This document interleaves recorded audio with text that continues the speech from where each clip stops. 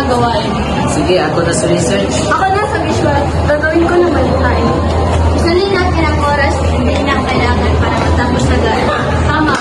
May tsaga, kasipagan at disiplina siguradong magiging maganda ang outfit natin.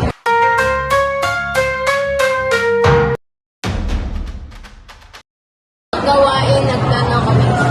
Habang gumagawa, maingat at responsable kami. Pagkatapos, sinuri at inayos namin ang aming outfit. Ching pa natin para mas gumanda ang resulta. Iniisip natin ang tamang paraan ng paggawa, mas matuto tayo at mas magaling. Tingnan natin sa paggawa ay tuloy-tuloy na pagkatuto. Bawa ng Pilipinong may kagalingan sa paggawa ay si Dr. Jose Rizal. Ang kanyang kasipagan, talino at malasakit sa bayan sa pamamagitan ng kanyang mga akta.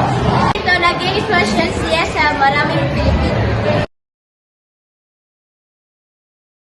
Bilang mag-aaral, may isa sa buhay ko ang kagalingan sa paggawa sa pamamagitan ng pagiging responsable, masipag, at may disiplina sa lahat ng gawain.